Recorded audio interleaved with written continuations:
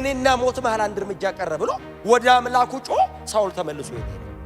ከሰይፍ ስለት ያመለጠው በእምነት ውጊያ ጎበዝ ስለሆነ እንዳይመስል። በእምነት የአንበሳ አፍ ዘጉ። በእምነት የእሳት ኃይል አጠፉ።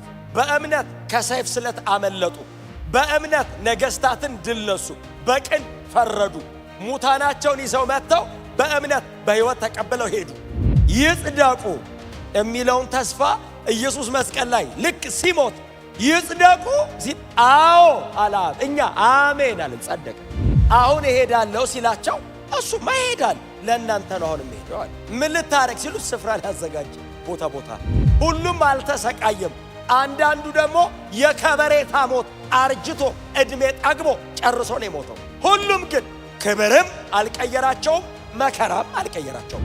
አዘጋውም እንዲህ የተያየ እንዴት በእምነት ቴክኒካሊ ዘጉት አይልም። ቴክኒካሊ ያዘጋው ዳንኤል ከጉርጓድ ንጉሥ ገብቶ አወጡ አይልም፣ አውጡት አለ ነው የሚለው። ንጉሥ ብትሆን አይለቀም አንበሳ፣ አይዘጋም።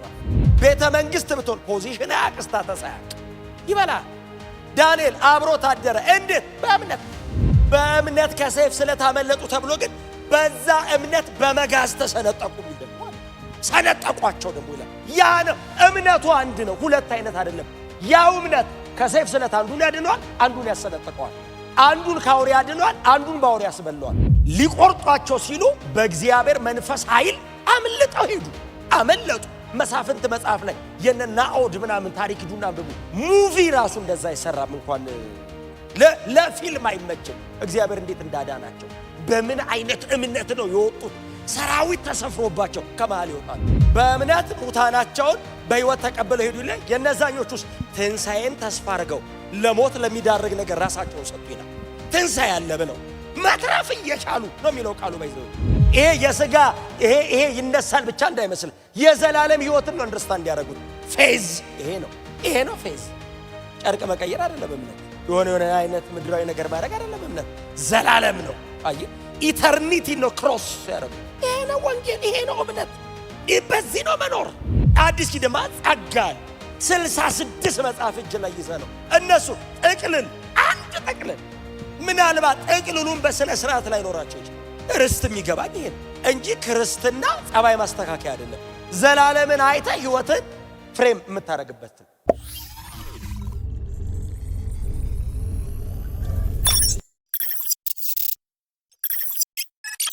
ዕብራውያን ምዕራፍ 9 ከቁጥር 16 ጀምሮ እስከ 22 በጌታ በኢየሱስ ክርስቶስ ስም አነባለሁ። የጌታ ቃል እንደዚህ ይላል። ኑዛዜ በሚኖርበት ጊዜ የተናዛዡን ሞት ማረጋገጥ የግድ ነው። ምክንያቱም ኑዛዜው የሚጸናው ሰውየው ሲሞት ብቻ ነው። ነገር ግን ተናዛዡ በሕይወት እስካለ ድረስ ኑዛዜው ዋጋ አይኖረውም። ስለዚህ የመጀመሪያው ኪዳን እንኳ ያለ ደም የጸና አልነበረም። ሙሴ እያንዳንዱን የሕግ ትእዛዝ ለሕዝብ ሁሉ ከተናገረ በኋላ የጥጆችን ደም ከውሃ ከቀይ የበግ ጠጉርና ከሂሶጵ ጋር ወስዶ በመጽሐፉና በሕዝቡ ላይ ረጨው። እንዲህም አለ፣ እንድትጠብቁት እግዚአብሔር ያዘዛቸው የኪዳኑ ደም ይህ ነው። እንዲሁም ድንኳኒቱንና ማገልገያ ዕቃውን ሁሉ በደም ረጨው። በርግጥ ከጥቂት ነገሮች በስተቀር ሁሉም ነገር በደም መንጻት እንዳለበት ሕጉ ያዛል፣ ደም ሳይፈስ ስርየት የለምና። ጌታ የተባረከ ይሁን። ጌታን እጅግ አድርገን እናመሰግናለን። ዕብራውያን ምዕራፍ 9 ባለፈው ሳምንት ላይ ምዕራፍ 9 ቁጥር 16 አካባቢ ጀምሮ ያለውን ሐሳብ ጀምረኑ ነው የተለያየ ነው። ኑዛዜን እና የሚወረስ ርስትን አብረን በተወሰነ መንገድ ተካፍለናል። ዛሬም እዛ ሐሳብ ላይ ትንሽ ነገር እናገርና ከዛ በኋላ ጨርሳለሁ። ቁጥር 16 እና 17 ምንድን ነው የሚለው? ኑዛዜ በሚኖርበት ጊዜ የተናዛዡን ሞት ማረጋገጥ የግድ ነው። ኑዛዜ በሚኖርበት ጊዜ የተናዛዡን ሞት ማረጋገጥ የግድ ነው። ከዛ ቁጥር 17 ምክንያቱም ኑዛዜ የሚጸናው ሰውየው ሲሞት ብቻ ነው። ነገር ግን ተናዛዡ በሕይወት እስካለ ድረስ ኑዛዜ ዋጋ አይኖረውም። የደብዳቤው ጻፊ የሚያስቀምጠው በጣም አስገራሚ ነው አይደል? ሎጂኩ በቃ ተናዛዡ እስኪሞትለት ድረስ ርስት ተቀባይ ቁጭ ብሎ አፍጥጦ ይጠብቃል። ተናዛዡ የሞተ ቀን ፍርድ ቤቱ የተነዘዘለትን ሰው ወይንም ተረካቢውን ሰው ፈልጎ ያጸናለታል። እና ቁጥር 15 ላይ የተቀመጠልን ሰማያዊ ርስት አለ። አንድ ቁጥር ወደ ላይ የተቀመጠ በጣም የከበረ ታላቅ ርስት አለ። የማይጠፋ የማያረጅ የማይበላሽ ዘላለማዊ ርስት አለ። እግዚአብሔር ይሄንን ርስት በተስፋ እንድንጠብቅ አስቀድሞ ተስፋ ገብቶ ነበር። ይሄንን ርስት ግን እግዚአብሔር እውን ያደረገው በልጁ በክርስቶስ ኢየሱስ ሞት ነው ተባባለ። ኢየሱስ ሞተ፣ ባለ ርስት ሆነናል። የተገባው ተስፋ ብቻ አይደለም፣ ጨብጠናል። የርስታችን መያዣ የሚሆንን መንፈስ ቅዱስን ተቀበለናል። ሰማይ ርስት ይጠብቃል ወይ? ምን ጥርጥር አለ? ባለ ርስት ነው ወይ? ምን ጥርጥር አለ? ምን ዋስትና አለ? መንፈስ ቅዱስን የሚያከል አምላክን ይወስዳል። መንፈስ ቅዱስን ኤፌሶን 1:14 የርስታችሁ መያዣ የሆነውን መንፈስ ተቀበላችሁ። ቦርናጌን ክርስቲያን የሆነ በእርግጠኝነት ባለ ርስት ይዘነዋል። መሬት ላይ አሁን በእርግጥ በአካል አለን። ሰማይ ተዘጋጅቶ እየጠበቀን ጌታችን ኢየሱስ ክርስቶስ ሲሄድ የነገረን እሱ ነው አይደል? ልሄድ ነው። የት? ወደ አባቴ። ምን ልታረግ? ስፍራ ላዘጋጅላችሁ። ለዘላለም የኖረበት ቦታ ነው ተመልሶ የሚሄደው። ለሱ ሰርፕራይዝ አይደለም፣ እንግዳ አይደለም፣ አዲስ ቦታ አይደለም። የተለየ ክብር አያገኝም። ኢየሱስ ሰማይ የነበረው ክብር ጋር ነው ተመልሶ የገባው። ሂዝ ጋድ መለኮት ነው ለዘላለም።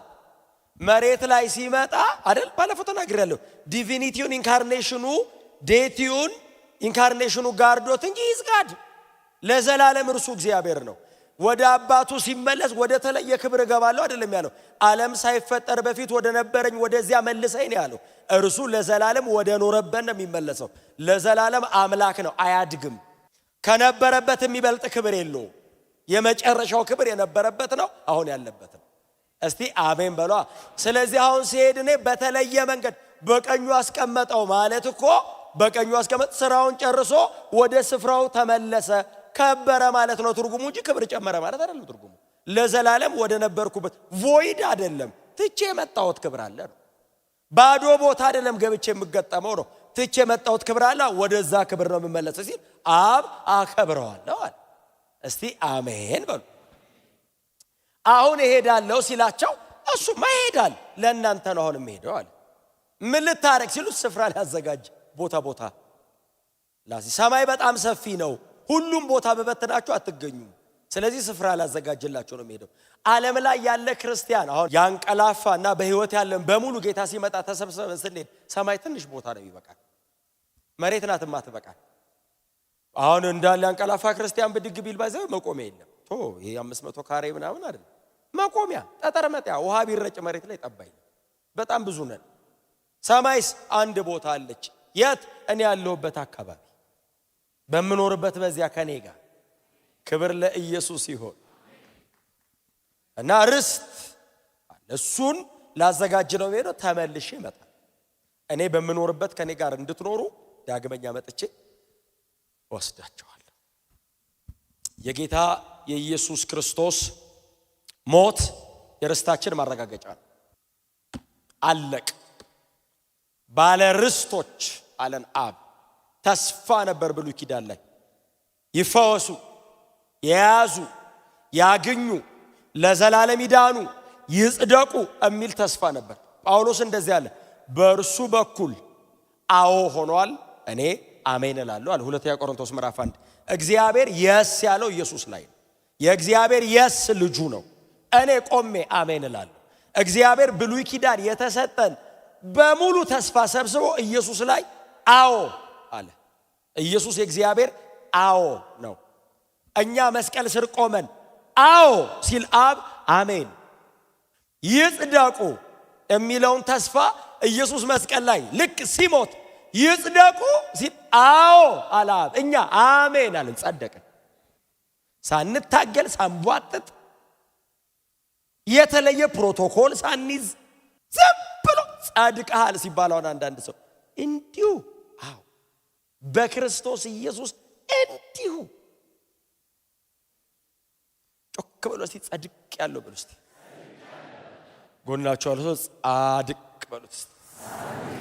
እና የኢየሱስ ሞት ለርስታችን ዋስትና ነው። ተረጋግጧል። እስኪሞት መጠበቅ ነበረበት። በቀደመው ኪዳን የነበሩ እነዛን የመሳሰሉ የከበሩ አባቶቻችን በተስፋ ነው ባይዘው። ለዛ ነው እዚሁ መጽሐፍ ምዕራፍ 11 ላይ ሳይዙት ይላል። የብሉይ ኪዳን አባቶችን ነው እኛን አይደለም። ሳይዙት ይልና ከሩቅ ተሳለሙት ይላል። ሙሴ፣ አብርሃም፣ ዳዊት ትልቆቹን የብሉይ ኪዳን አባቶችን ጀግኖች፣ ሂሮስ፣ ሻምፒየንስ፣ ድል አድራጊዎች ሩቅ ቆመው አልያዙትም፣ ከሩቅ አዩት። ሙሴ ከ1400 ዓመት በኋላ፣ አብርሃም ምናልባት ከ2000 ዓመት በኋላ፣ እነ ዳዊት ከ1000 ዓመት በኋላ፣ ሌሎቹ ከ100 ዓመታት በኋላ የሚመጣውን በሩቅ አዩት፣ ተሳለሙት። አልያዙትም፣ እንደሚመጣ እርግጠኛ ሆነው ተሳለሙት። መጽሐፍ እንደዚህ ይላል፣ አምነው ሞቱ።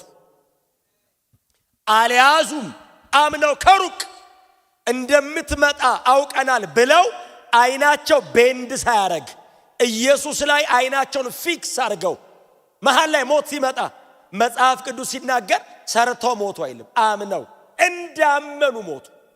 አንዳንዶቹ የሞቱት አውሬ በልቷቸው ነው።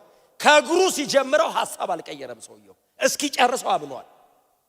አንዳንዶቹ በመጋዝን የሰነጠቋቸው ሐሳብ አልቀየሩ። አንዳንዶቹ ፓላስ ነው የሞቱት፣ ሁሉም አልተሰቃየም። አንዳንዱ ደግሞ የከበሬታ ሞት አርጅቶ እድሜ ጠግቦ ጨርሶ ነው የሞተው። ሁሉም ግን ክብርም አልቀየራቸውም፣ መከራም አልቀየራቸውም። በሩቅ አዩት፣ ያለኛ ፍጹማን አይደሉም። ምን ማለት ነው ያለኛ? እኛ ከመስቀል በኋላ ከክርስቶስ ኢየሱስ ሞት በኋላ የተገኘነን ባለርስት እንሆናለን ከነሱ ጋር አሉ። በሩቅ አይተው ወይ ጉድ! ሁለት አይነት ናቸው አይደል ድል አድራጊዎቹ? አንደኞቹ በጣም እኛ የምናደንቃቸው ናቸው። አንደኞቹ ደግሞ ብዙኛ የምናደንቃቸው አይመስለኝም። እናንተ ሊሆን ይችላል፣ ብዙ ስለማልሰማ ነው ስብከትም ላይ። አንደኞቹ በጣም እኛም ሀገር ዝነኞቹ በእምነት የአንበሳ አፍ ዘጉ፣ በእምነት የእሳት ኃይል አጠፉ፣ በእምነት ከሰይፍ ስለት አመለጡ፣ በእምነት ነገስታትን ድል ነሱ፣ በቅን ፈረዱ፣ ሙታናቸውን ይዘው መጥተው በእምነት በህይወት ተቀብለው ሄዱ። በጣም አስደናቂ ናቸው። በእምነት ነው የአንበሳ አፍ የዘጉት። የአንበሳ አፍ አዘጋው፣ በልቶ ነው የሚዘጋው። አዘጋውም እንዲህ እየተያየ እንዴት በእምነት ቴክኒካሊ ዘጉት አይልም፣ ቴክኒካሊ ያዘጋው። ዳንኤል ከጉርጓድ ንጉስ ገብቶ አወጡ አይልም፣ አውጡት አለ ነው የሚለው። ንጉስ ብትሆን አይለቀም አንበሳ፣ አይዘጋም አፍ። ቤተ መንግስት ብትሆን ፖዚሽን አያቅ፣ ስታተስ አያቅ፣ ይበላል። ዳንኤል አብሮ ታደረ። እንዴት? በእምነት እየተያዩ አመስግነው ሊበሉት ሲሉ ምዕራፍ 7 አለኝ አልጨረስኩም ሲል አንተ ነህ ትመጣለህ የተባልከው እንግዳ ገስት አለ ብሏቸው አንድ መልአክ ቀድሞ ገብቶ ነበር። እንግዳ አለ፣ አንድ እንግዳ አለ፣ እግዚአብሔር ሰው ነው። ንጉሱ እግዚአብሔር ሰው እንደሆነ ያውቃል፣ መልአኩ ያውቃል። አንበሶቹ በኋላ አወቁ። ይመጣል እንዳበሉ እሱ ለመብላት የሞከረ ይሞታል። ሰውየው አይበላም። ከሱ ጋር በሰላም ደሩና ነገ ጠዋት አይደል ያላችሁ 122 ብፌ መርጣችሁ ተነሳላችሁ። ለ122ቱ መጡ ይላል። በሚቀጥለው ቀን መሬት የደረሰ የለም ይላል። አየር ላይ ጨረሷቸው ነው የሚለው። ባይዘው ከዳንኤል ጋር ያደሩ አንበሶች እኮ ናቸው የበሏቸው። ኖርማል አይደለም። 100 ጊዜ ስላነበብነው ነው። ከአንበሳ ጋር ድሮ የሚያውቃል እዚህ ውስጥ ኖርማል ሆናችሁ ሆነ በየቀኑ የምታድሩ የምትመስሉት ትሉኛላችሁ እንዴ? ከአንበሳ ጋር ድሮ አንበሳ አይቶ የሚያውቃል እንዴ? እኮ አድሮ አይደለም እንዴ? የማይለመድ ነገር እኮ መሬት ላይ አንዱ እኮ አንበሳ ነው። እኔ ብዙ ጊዜ ሰብክ እናገረዋለሁ፣ እዚህም ብዙ ጊዜ ተናግሬዋለሁ። መሬት ላይ ሰው እንዴ አትለምድም። አሁን 6 ኪሎ ድሮኛ ልጆች ሆነ 6 ኪሎ ነበር የምንሄደው። አሁን እንትን አስገባቸው ፓርክ ውስጥ መሰለኝ 6 ኪሎ ስትሄድ እኮ ሄደ ሰው ልታሳይ ድጋሚ ስትሄድ እንደ አዲስ ነው የምታየው።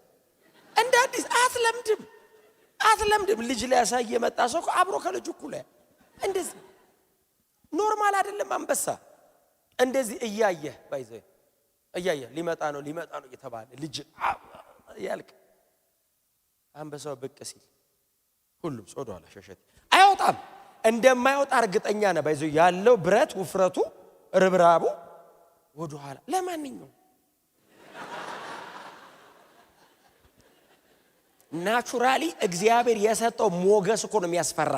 አይበላህም እኮ ለማዳ ነው ደግሞ የ6 ኪሎ ሰው ያውቃል። ሰው እኮ ነው የሚያስገባው የሚያስወጣው በር የሚከፍትለት።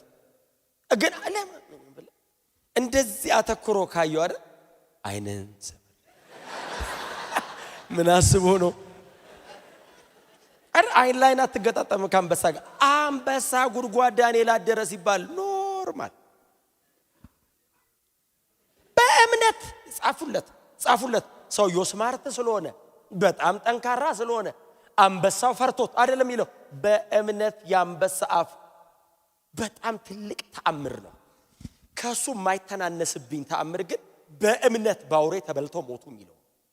ይሄኛው ባመነበት በዳነበት እምነት አንዱ ደግሞ ተበላበት እየበላው አምኖ ከሰይፍ ስለት አመለጡ ይላል። ሊቆርጧቸው ሲሉ በእግዚአብሔር መንፈስ ኃይል አመለጠው ሄዱ አመለጡ። መሳፍንት መጽሐፍ ላይ የነናኦድ ምናምን ታሪክ ዱና አንብቡ። ሙቪ ራሱ እንደዛ ይሰራም እንኳን ለፊልም አይመችም። እግዚአብሔር እንዴት እንዳዳናቸው በምን አይነት እምነት ነው የወጡት።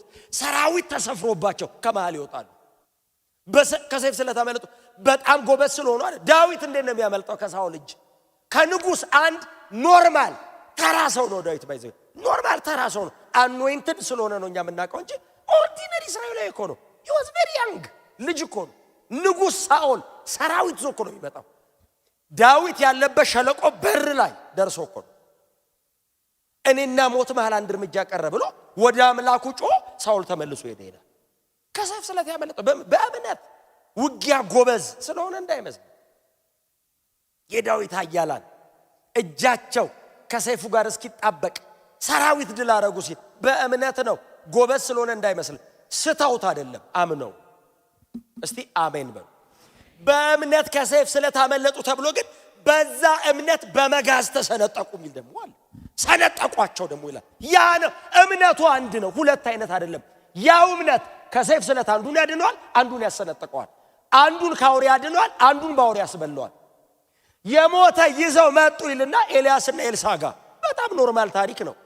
የሞተው ላይ ተጋደመበት፣ ብላቴናውም ተነሳ። የሁለቱ ሌሎቹስ ይኸውልህ እኔ እንደውም የነዚህ ይበልጥብኛል። በእምነት ሙታናቸውን በህይወት ተቀበለው ሄዱ ይላል። የነዛኞቹስ ትንሳኤን ተስፋ አድርገው ለሞት ለሚዳርግ ነገር ራሳቸውን ሰጡ ይላል። ትንሳኤ አለ ብለው መትረፍ እየቻሉ ነው የሚለው ቃሉ። ባይዘው መትረፍ ይችላሉ እየቻሉ ትንሳኤ አለ አሉ። ብሉይ ኪዳን ሆነው የኢየሱስን ትንሳኤ አይተው ሪዘሬክሽን የክርስቶስ ብቻ ነው። ከኢየሱስ ውጪ ሪዘሬክሽንን ኤክስፔሪየንስ አድርጎ የሚያቅ አካል የለም። ኢየሱስ ብቻ ነው። ሌላው ሪሲሲቴሽን ነው፣ ተቀስቅሶ ነው፣ ተነስቶ አይደለም። የሞተ ሰው ስታስነሳ ጸልየ እላዩ ላይ ተጋድመ ብታስነሳው ከመሞቱ በፊት በነበረው አካል ነው የሚነሳው። ኢየሱስ ሲነሳ በከበረ አካል የተነሳው። ኢየሱስ ሲነሳ ሞትን ድል አድርጎ ነው የተነሳው።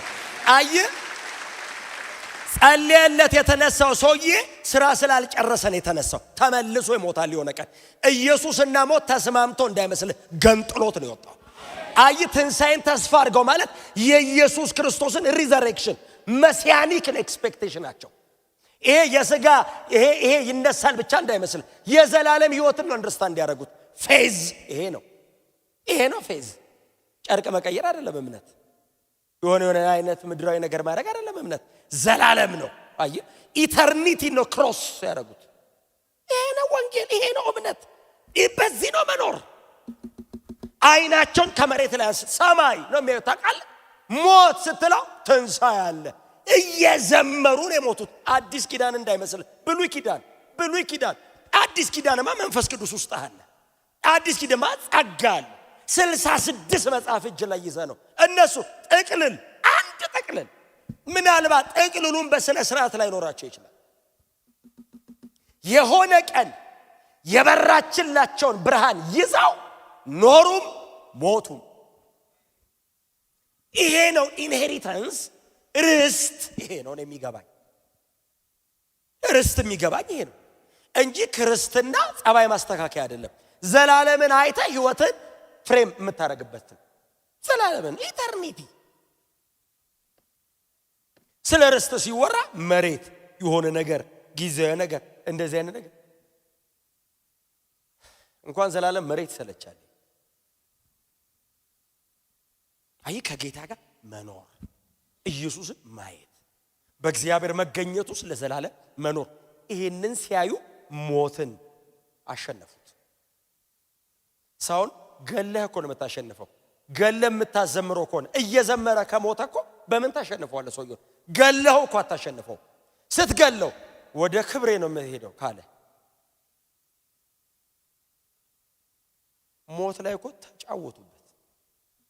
መሳቂያን ያደረጉት ሞትን በሄድ ከጌታ ጋር ልኖር ብኖር ከእናንተ ጋር ባይብል ስተዲ ላጣና ሞት ላይ ቆመው ለተጫወቱበት። ሞት ራሱ መጫወቻ እንዲህ ያለ በሄድ ወንጌል ነው እንዲያረጋቸው ሰዎቹ ብርሃን ነው እንዲያረጋቸው። እስቲ አሜን በሏ። ብርሃን ወንጌል ነው የክርስቶስ ኢየሱስ የመስቀል ሥራ። ሰው ይሄንን አንደርስታንድ ሲያረግ ነው ከዚህ የሚወጣው። እና ሙታናቸውን በሕይወት ተቀበሉ ይልና ደግሞ አንዳንዶቹ ትንሣኤን ተስፋ አድርገው ምን ጉድ ናቸው። ብሉይ ኪዳን ያሉ ሰዎች ግን እንኳን ብሉይ ኪዳን ሆኑ አዲስ ኪዳን ቢመጡ ኖሮ እንደማይደገም አድርገውት የመላእክ ነገር አድርገውት ይሞቱ ነበር። ስቃያችን እንኳን ብሉይ ኪዳን ሆኑ መንፈስ ቅዱስ ሰው ሳይሞላ በሕግ ዘመን ተስፋ አድርጎ ሰው ምንም እጁ ላይ ሳይዝ እንደዚህ ይሆናል እንዴ? ርስት የዚህ ደብዳቤ ጸሐፊ ሌሎቹንም ደብዳቤዎች የጻፉልን ዮሐንስ፣ ጳውሎስ፣ ጴጥሮስ የሄዱትን መንገድ የጻፉትን ደብዳቤ እዩት። መንገዳቸው ሌላ ነው፣ ደብዳቤው ሌላ ነው። ሲቃይ እያለፉ ሲቃይ አይጽፉም፣ እውነት ነው የሚጽፉት።